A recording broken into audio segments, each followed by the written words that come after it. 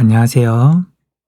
2022년 수능 특강 한국지리 제2강 국토인식의 변화와 지리정보 문제 해설 시작하겠습니다. 대표 기출 확인하기 1번 가와 나는 조선시대에 제작된 고지도와 지리지의 일부이다. 이에 대한 설명으로 옳은 것은 가는 김정호의 대동여지도죠. 굳이 쓸 필요도 없겠네요. 자, 나는 춘천은 중략, 기역, 산속에는 평야가 넓게 펼쳐져 있고 그 복판으로 두 강이 흐른다. 토질이 단단하고 기후가 온화하며 강과 산이 맑고 시원하며 땅이 비옥해서 대를 이어 사는 사대부가 많다. 이중환이 쓴 탱리지죠. 워낙 유명한 지도와 지리서니까 곧바로 선택지 볼게요. 1번 가는 조선 후기에 제작되었다. 대동여지도는 1800년대에 실학자인 김정호가 제작한 거죠. 조선 후기 맞는 설명이네요. 일단 정답은 1번 가에서 A는 하천을 표현한 것이다. 자, A는 직선이죠. 가는 직선이고 그 다음에 일정한 간격으로 뭔가 표시되어 있는 걸로 보아서 도로예요. 도로. 육상교통로 도로. 하천은 구불구불한 곡선이고요. 그 다음에 하천은 배가 다닐 수 있는 구간은 선 2개, 쌍선으로, 배가 다닐 수 없는 구간은 선 하나, 단선으로 표현했죠. 그래서 이 문제에서 제시한 지도를 보면 이렇게 구불구불한 여기가 하천인데 단선, 배가 다닐 수 없는 구간, 그 다음에 이렇게가 지금 두 선으로 그어져 있잖아요. 그리고 구불구불하고 쌍선, 배가 다닐 수 있는 구간. 그리고 최근 이제 시험 문제에서는 이런 용어를 잘 쓰진 않지만 항해가 가능하다. 가항 구간이라는 말이 옛날에는 종종 나왔어요. 그러니까 가항이라는 말, 항해가 가능하다. 알아두면 좋을 것 같죠? 그 다음에 가를 통해 B의 정확한 해발 고도를 알 수 없다. 대동여지도는요, 이렇게 굵은 곡선이 산 줄기를 표현한 건데, 그 산 줄기, 곡선이 얼마나 더 굵냐, 가느냐, 그 다음에 중간중간에 있는 이런 뾰족뾰족한 것들은 산 봉우리, 산을 나타낸 거예요. 그래서 이것도 큰 산은 좀 더 크게, 좀 작은 산은 좀 작게 표현을 했는데 이건 대략적인 산지의 규모를 표현한 거지 정확한 해발고도를 나타낸 건 아니죠. 당시에는 이렇게 해발고도를 측정할 수 있는 어떤 정확한 기술이 없었기 때문에 해발고도를 측정할 수도 없었고, 그래서 대동여지도에는 해발고도가 표시되어 있지 않죠. 그 다음 가와 나는 모두 국가 통치의 목적으로 제작되었다. 대동여지도는 사실 그 제작 목적을 정확하게 알지는 못해요. 한때는 김정호 개인이 우리나라를 샅샅이 돌아다니고 혼자 제작했다라고 잘못 알려졌었는데, 이제 이 문제라기보다는 이제 우리 수능 특강 앞에 있는 내용을 보면 김정호라는 사람이 그 당시까지 있던 지리 지식, 지도 정보를 집대성했다라고 지금 표현하고 있거든요. 사실 약간 모호한 부분이 있어서 어쨌든 가는 좀 넘어가도록 하고요. 탱리지는 통치 목적이 아니죠. 그냥 이중환 개인이 그냥 쓴 어떤 지리서예요. 자, 그래서 4번은 정답이 될 수 없고요. 그 다음에 5번 기역은 이중환이 제시한 가거지 조건 중 인심에 해당한다. 인심은 사람 마음이죠. 자, 그런데 산속에는 평야가 넓게 펼쳐져 있고 그 복판으로 두 강이 흐른다. 자, 우리가 가거지 조건에는 4가지가 있는데요. 풍수지리. 이 설명은 풍수지리하고는 상관이 별로 없고요. 그 다음에 경제적인 조건하고 관련이 있는 생리. 그쵸? 사는 사람이 살기 힘든데 산 속에 넓은 평야가 있고, 그 다음에 두 강이 있어서 물이 풍부해서 뭐 농사를 지을 수 있다. 뭐 그 정도를 알 수 있겠죠. 물을 구할 수 있다. 그래서 생리 조건에는 해당하겠네요. 그 다음에 경치가 좋은, 그래서 풍류를 즐길 수 있는 그런 조건을 산수 조건이라고 부르는데, 뭐 경치가 빼어나다 뭐 그런 말은 없죠. 그래서 산수 조건은 아니겠네요. 그래서 굳이 따지자면 생리 조건 정도가 되겠네요. 정답은 1번. 그 다음 2번. 다음은 지리정보 수집 방법을 주제로 한 수업 장면이다. 교사의 질문에 옳은 대답을 한 학생만을 고른 것은? 가, 나에 대하여 발표해 볼까요? 가, 인공위성, 항공기 등의 각종 장비를 탑재하여 지리정보를 수집하는 방법. 원격 탐사가 되겠네요. 그냥 원격이라고만 적을게요.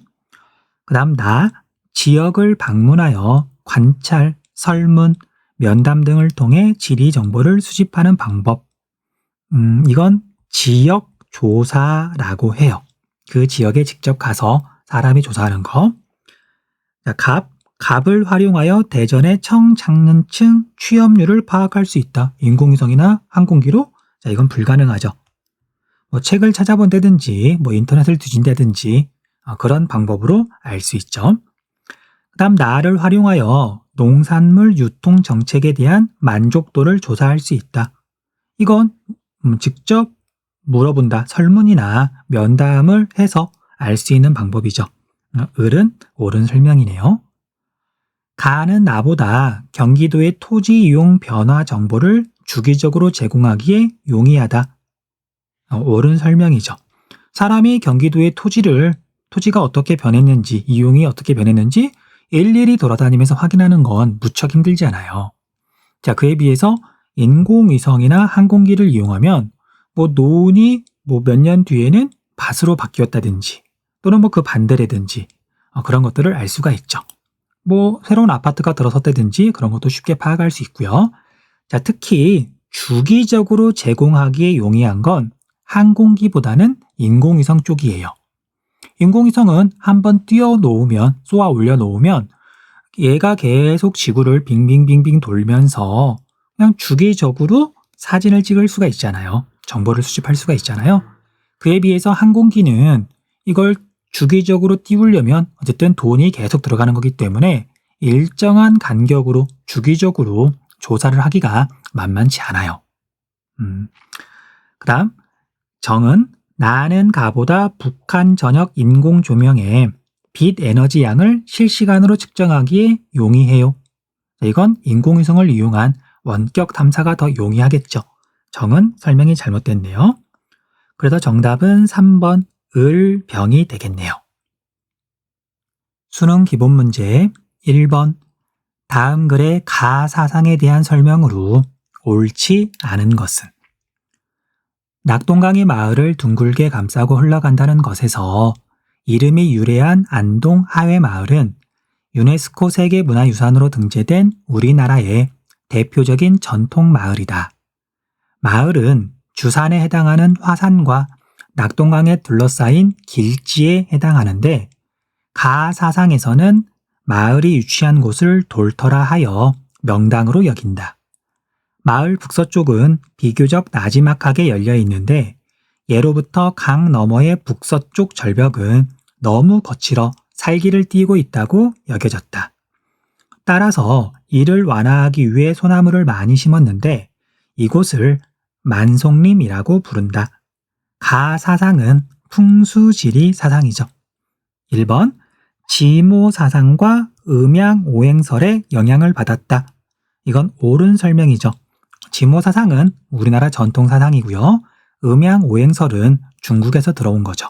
자, 옳은 설명이니까 정답은 될 수 없겠네요. 집터와 마을 등의 입지 선정 등에 영향을 주었다. 풍수지리 옳은 설명이니까 정답이 아니고요. 비보를 통해 땅의 부족한 기운을 보완할 수 있다고 믿었다.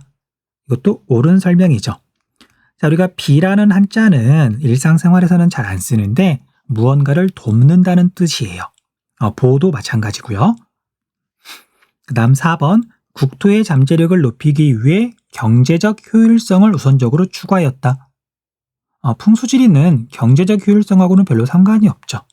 어떻게 보면 자연 환경을 극복할 수 없으니까 장풍, 득수, 바람을 막고 강한 바람 또는 차가운 바람을 막고 물을 구할 수 있는 곳, 자연에 어떻게 보면 순응한다 그래야 되나요?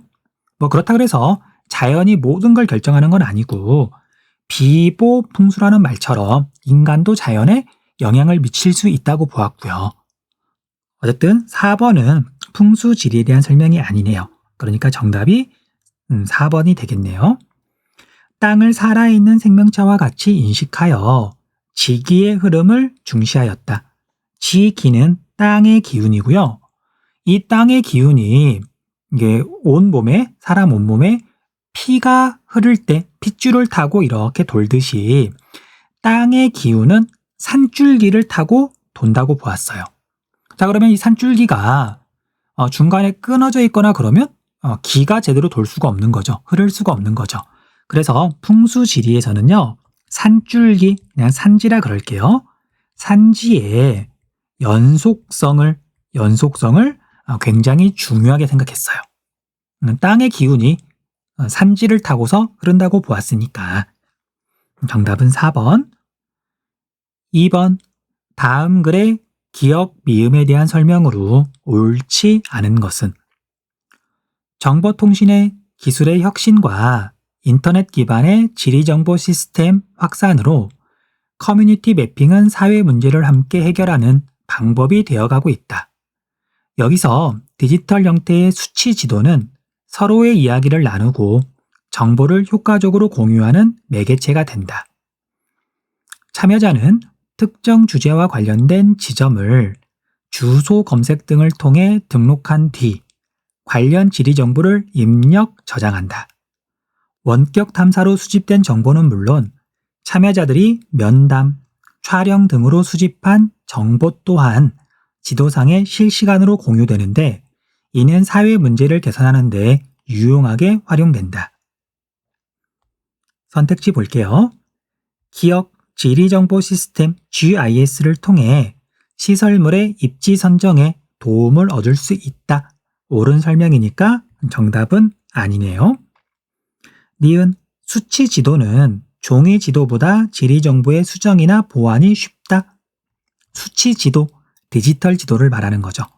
2번도 설명이 옳으니까 정답은 아니고요. 그 다음에 디귿 주소는 지리 정보 유형 중 관계 정보에 해당한다. 이것도가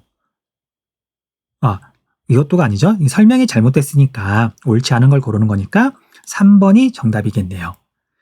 관계 정보는 공간과 공간이 어떻게 영향을 주고 받느냐 또는 포함하고 있느냐, 붙어 있느냐, 떨어져 있느냐 두 개 이상의 공간의 어떤 상대적인 관계를 말하는 거죠. 그에 비해서 주소는 약간 애매한 구석이 있긴 하지만 여기 문맥상 지리 정보를 입력 저장한다라고 되어 있는데 이 부분이 속성 정보를 말하는 것 같고요. 그 다음에 주소는 이런 속성 정보가 나타나는 공간의 위치를 지금 말하고 있는 것 같아요. 그래서 주소는 공간 정보에 해당한다고 보는 게 무난할 것 같아요. 그 다음 4번 리을 원격 탐사는 항공기나 인공위성을 이용하는 것이 대표적이다. 설명이 옳으니까 정답은 아니고요.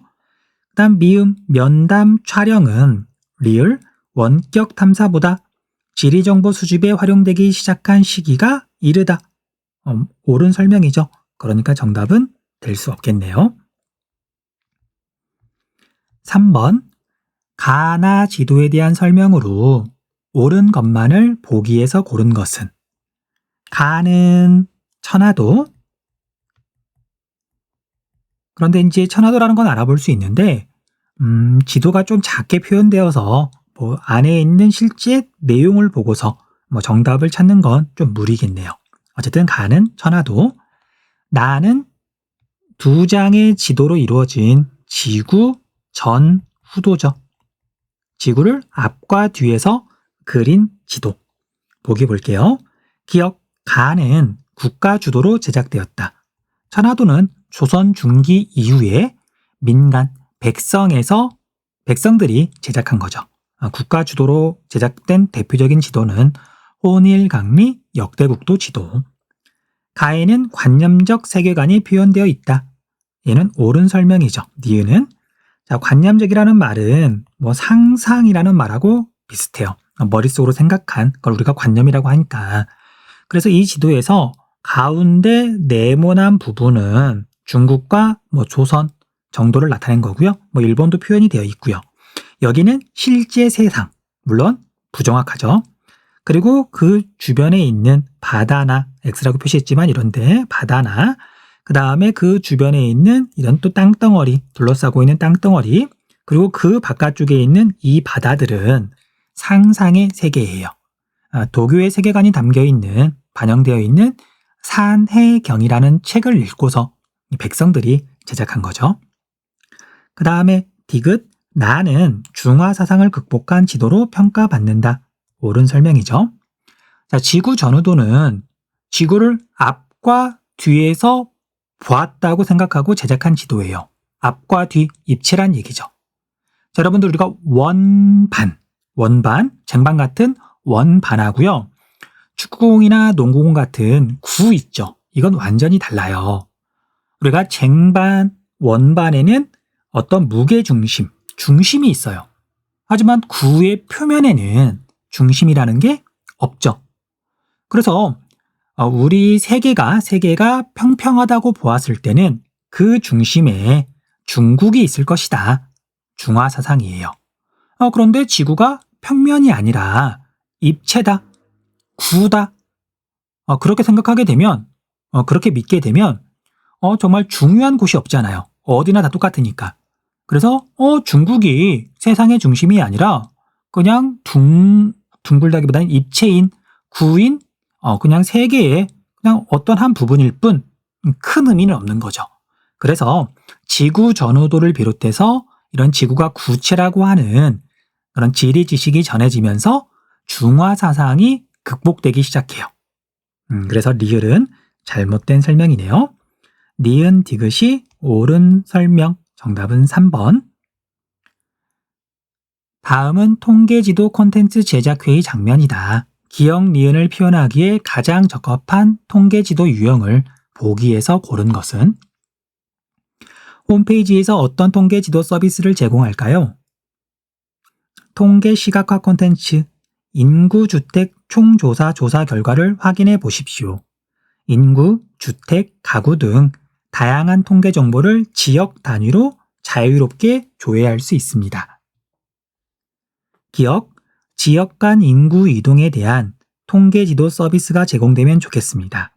지역 간, 서울이면 서울, 경기도, 충청북도, 충청남도 지역 간에 인구가 이동한다. 이동은 어떤 화살표를 나타내는 거죠. 가는 화살표는 인구가 좀 적게 이동한 거. 화살표가 좀 이렇게 굵으면 인구가 상대적으로 많이 이동한 거. 이런 식으로 표현할 수가 있죠. 그리고 이렇게 화살표라고 하는 건 출발 지점이 있고요. 도착 지점이 있잖아요. 그리고 이런 화살표를 이용한 지도를 유선도라고 하는데 선이 일정한 방향으로 흐른다. 화살표 지도를 말하는 거예요. 자, 그래서 기억은 기억하고 연결이 되겠네요. 그 다음 니은 시도별 아파트 거주 비율에 대한 통계지도 서비스도 함께 제공되면 좋겠습니다. 시도별로 서울특별시, 경기도 별로 아파트 거주 비율 전체 가구 중에 30%가 아파트에 거주한다. 또는 20%가 아파트에 거주한다. 그리고 이걸 통계지도로 나타낼 때는 범위를 정해서 구간을 정해서 색깔을 달리한다든지 또는 음영을 달리한다든지 그렇게 표현하는 게 가장 알맞겠죠. 그래서 단계 구분도가 알맞은데 디귿이 단계 구분도죠. 니은은 점으로 그린다. 점묘도, 점으로 묘사한다. 그냥 또는 점지도라고 부르고요. 리을은 수치가 같은 지점을 선으로 연결하는 등치선도죠. 등온선 또는 등고선 등이 대표적인 등치선도예요. 그래서 동그라미 기억은 그냥 기억, 동그라미 니은은 디귿하고 연결이 되니까 정답은 2번이 되겠네요. 수능 실전 문제 1번. 다음 자료는 조선시대에 제작된 고지도와 이 고지도의 발문을 번역한 것의 일부이다. 기역 리을에 대한 설명으로 옳은 것만을 보기에서 고른 것은 지도는 혼일강리 역대 국도 지도네요.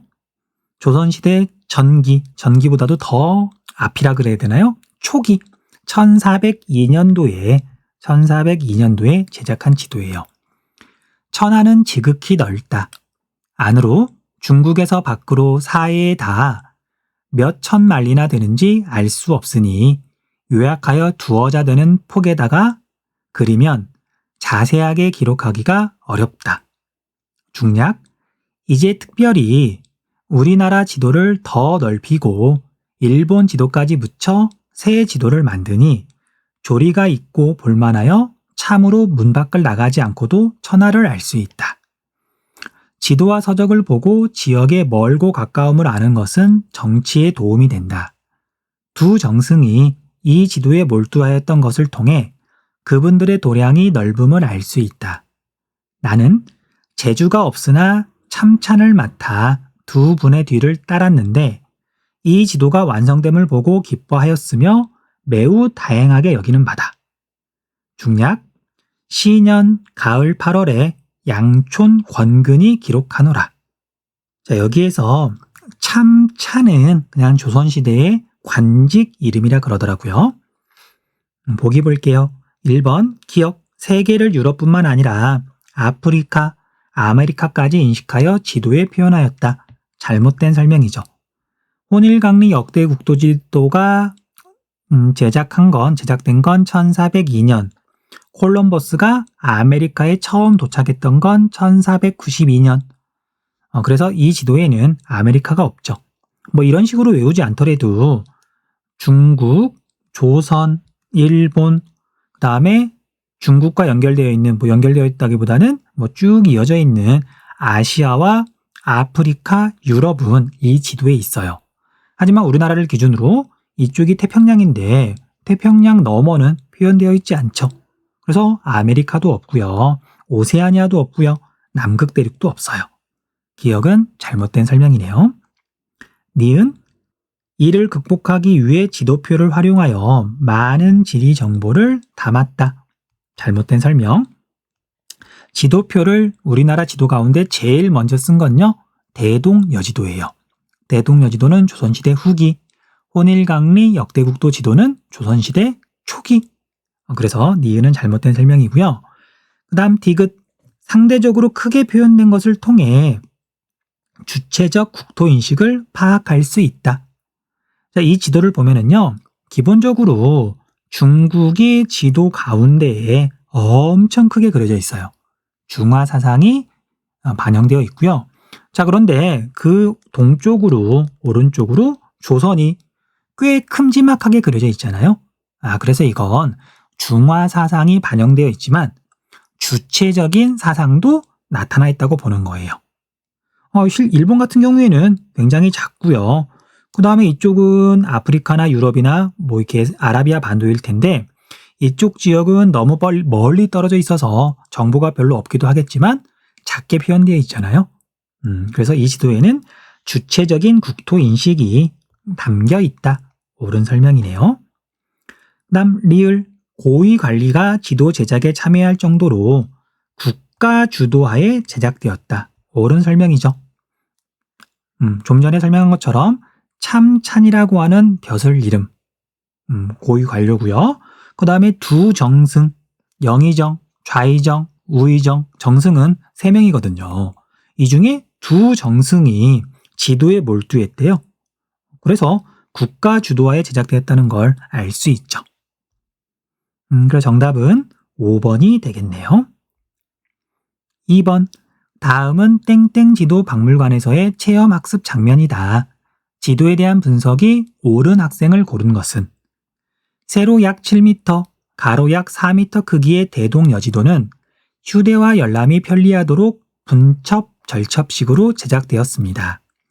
그렇다면 우리가 방문한 지역이 나타나 있는 13첩 오면 일부를 태블릿 PC에서 자세히 살펴볼까요? 지도가 좀 복잡하네요. 설명하기보다는 선택지 보면서 이야기할게요. 1번 갑. 산줄기의 길이와 형태를 통해 B의 정확한 해발 고도를 알 수 있습니다.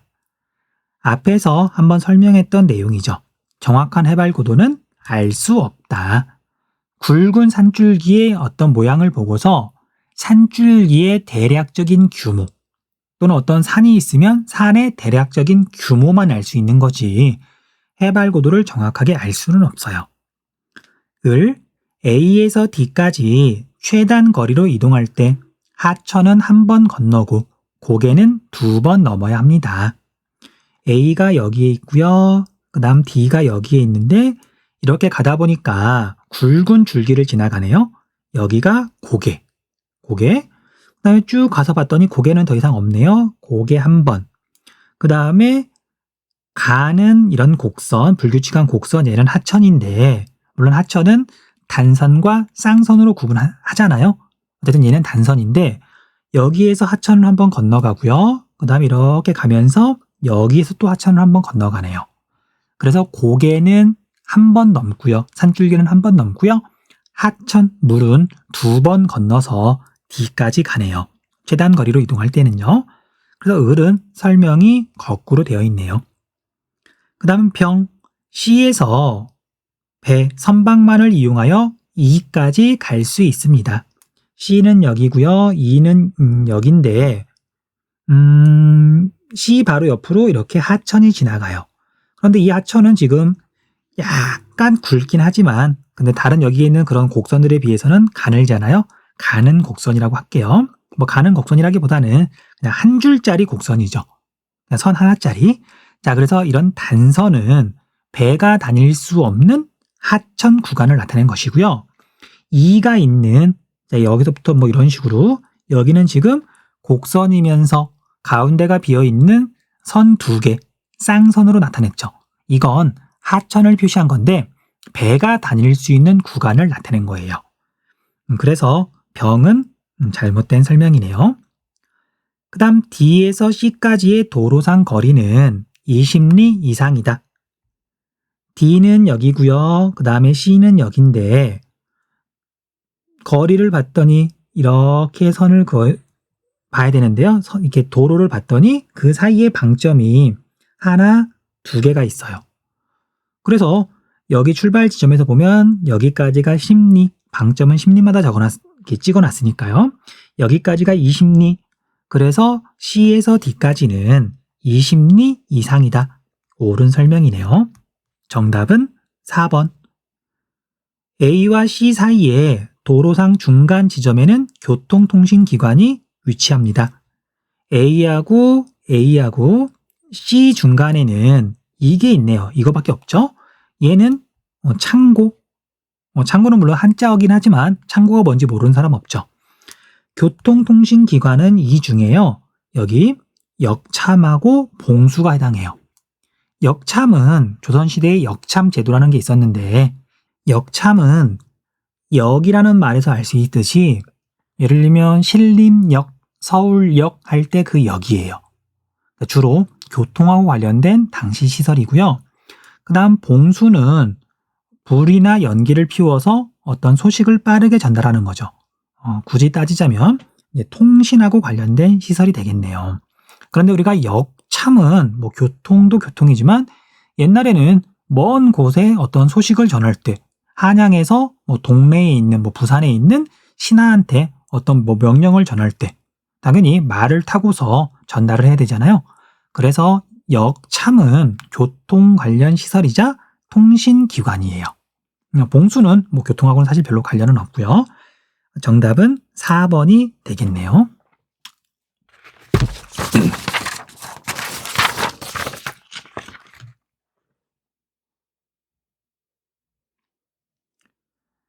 (3번) 가나는 조선시대에 편찬된 지리지의 일부이다.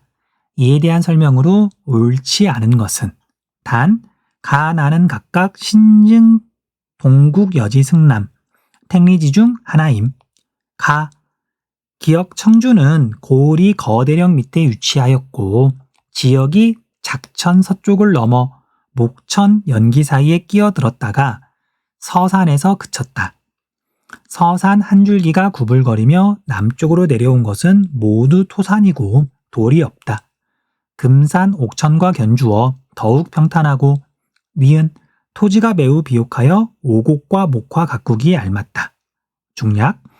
동쪽으로 거대령을 넘으면 상당 산성이 있고 그 동쪽은 청천창이다. 창 남쪽으로 작은 고개를 넘으면 인풍정, 옥류대가 있는데 큰 산 사이에 냇물과 바위가 제법 그윽한 경치를 이룬다. 가는 택리지의 일부겠죠? 택이라고만 적을게요. 다음 나는 디귿목. 동쪽으로 청풍군 경계까지 28리이고 남쪽으로 괴산군 경계까지 48리이고 중략. 서쪽으로 음성현 경계까지 51리이고 후략. 건치 연역 본래 고구려의 국원성인데 신라에서 빼앗았다. 진흥왕이 소경을 설치하여 중략 경덕왕이 중원경으로 고쳤다. 후략. 관원, 목사, 판관, 교수 각 1인. 얘는 신징, 동국, 여지승남이 되겠네요. 참고로 기역은 청주라고 지역 이름이 나와 있는데요. 디귿은 사실 이 설명만 보고는 좀 잘 모를 수 있어요. 중원경으로 고쳤다든지 그 다음에 진흥왕이 소경을 설치하거나 그런 내용을 보고서 여기가 정말 역사에 정말 관심 있지 않는 한 잘 모를 수밖에 없겠네요. 자, 여기는 충주예요. 충주. 충청도 할 때 충주, 청주. 1번 볼게요. 가는 실학의 영향을 받아 제작되었다. 택리지는 실학의 영향을 받아서 제작되었다. 옳은 설명이니까 정답이 될 수 없고요. 나는 국가 통치에 필요한 자료를 수집하여 제작되었다. 옳은 설명이죠. 그러니까 정답이 될 수 없고요. 그 다음에 나는 가보다 지역에 대한 저자의 견해가 많이 반영되었다. 얘는 지금 설명이 거꾸로 되어 있죠. 나는 통치 목적으로 제작한 지리책이기 때문에 어떤 저자의 개인적인 의견 그런 건 있으면 안 되겠죠. 각 지역에 대한 어떤 통치에 필요한 지리 정보가 일목요연하게 그리고 A 지역에 대한 정보, B 지역에 대한 정보가 같은 순서로 이렇게 나열이 되어 있어야 뭔가 찾아보기 편리하잖아요. 이런 식으로 어떤 자료를 배열하는 걸 백과사전식 배열이라고 불러요. 그래서 3번은 설명이 거꾸로 되어 있으니까 정답이네요. 그 다음 니은은 가거지의 4가지 조건 중 생리와 관련이 깊다. 생리는 경제 환경, 경제적인 조건하고 관련이 있는데요. 토지가 비옥하다. 대표적인 생리와 관련된 내용이죠. 옳은 설명이니까 정답은 될 수 없고요.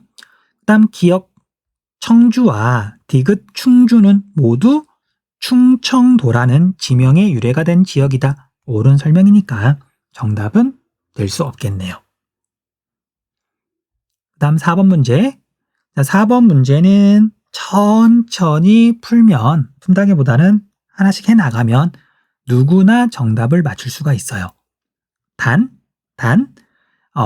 시간이 조금 오래 걸릴 수 있고요. 그 다음에 이건 눈으로만은 할 수가 없어요. 무조건 손을 이용해야 되는데 표를 그리는 게 제일 좋고요. 근데 여기는 그렇게 어렵진 않아서 복잡하진 않아서 그냥 문제를 보고서 여기 자료에다가 표기를 할게요. 자, 후보지의 평가 항목별 점수는 다음과 같다. 후보지를 봤더니 위에서부터 A, B, C, D, E가 지금 위에서부터 순서대로 되어 있죠. 헷갈리지 않도록. 그 다음 입지 선정 평가 점수 합산 방법은 지가 평가 점수에다는 곱하기 2를 하고요.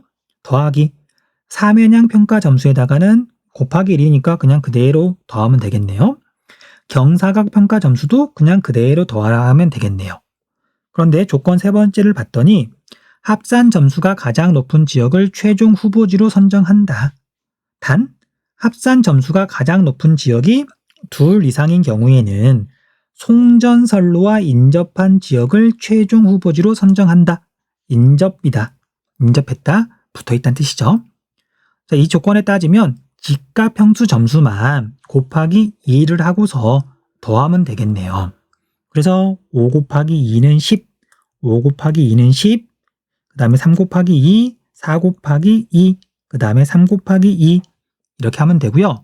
그 다음에 3개를 더해서 항목의 오른쪽에 한번 적어볼게요. A는 12이니까 14, 그 다음에 B는 13이니까 15, C는 6, 3, 3이니까 12, D는 8, 5이니까 15, E는 6, 4, 4니까 14가 되겠네요. 그런데 B하고 D가 15점으로 최종 합산 점수가 같아요. 그럼 이럴 경우에는 송전선로와 인접한 지역을 최종 후보지로 선정한다 그랬으니까 송전로하고 이웃하고 있는 건 D가 되겠네요. 그래서 이 문제의 정답은 4번. 4번. 자, 여기까지 해서 2강 문제 해설을 모두 마쳤습니다. 3강에서 다시 볼게요. 수고하셨습니다.